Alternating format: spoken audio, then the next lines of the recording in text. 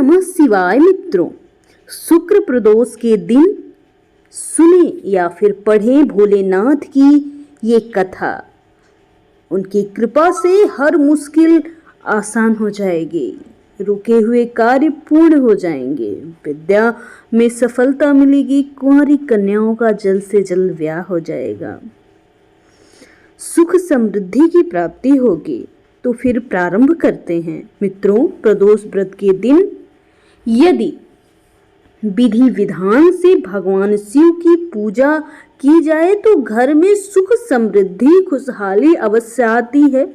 सारे दुख दर्द क्लेश मिट जाते हैं। शुक्र प्रदोष व्रत कथा। हिंदू धर्म में प्रत्येक माह त्रयोदशी तिथि के दिन प्रदोष व्रत रखा जाता है, जो कि देवों के देव महादेव को समर्पित है। पंचांग के अनुसार माह के शुक्ल पक्ष का प्रदोष व्रत 22 मार्च 2024 शुक्रवार को यानी आज रखा जा रहा है।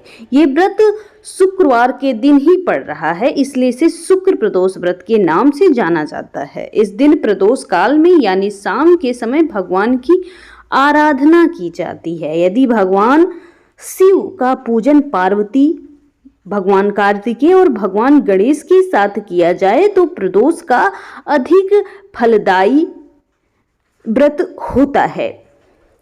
अगर आप भी भोलेनाथ की कृपा पाना चाहते हैं तो प्रदोष के दिन पूजा पाठ के बाद व्रत कथा अवश्य पढ़ें। बिना कथा कोई भी व्रत पूर्ण नहीं माना जाता। शुक्र प्रदोष व्रत कथा। एक प्रचलित पौराणिक कथा के अनुसार एक गांव में एक ब्रह्माणी रहती थी और उसके पति की मृत्यु हो गई थी। पति की मृत्यु के बाद ब्रह्माणी अपने पालन पोषण हेतु भिक्षा मांगकर अपना जीवन चला रही थी। एक दिन जब वह भिक्षा मांगकर अपने घर वापस लौटी थी तो उसे रास्ते में दो बालक दिखाई दिए जो कि बेसहारा थे। ब्राह्मणी दोनों बालकों को अपने साथ ले आई और उनका पालन पोषण करने लगी। जब वे दोनों बालक बड़े हो गए तो ब्राह्मणी उन्हें लेकर ऋषि शांडिल्य के आश्रम में गई, जहां उन्हें ऋषि शांडिल्य ने कहा कि वह उन अपने तपोबल से बताएं कि आखिर ये बालक कौन है। ऋषि शांडिल्य ने तप के बल पर पता किया तो वह चौंक गए, क्योंकि यह बालक साधारण नहीं बल्कि विदर्भ के राजकुमार हैं।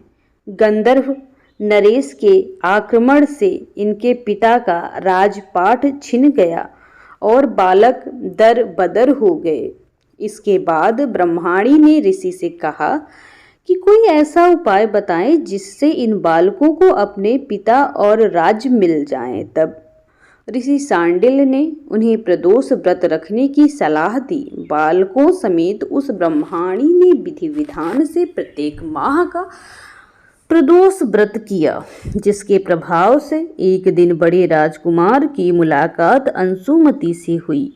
दोनों एक दूसरे को चाहने लगे।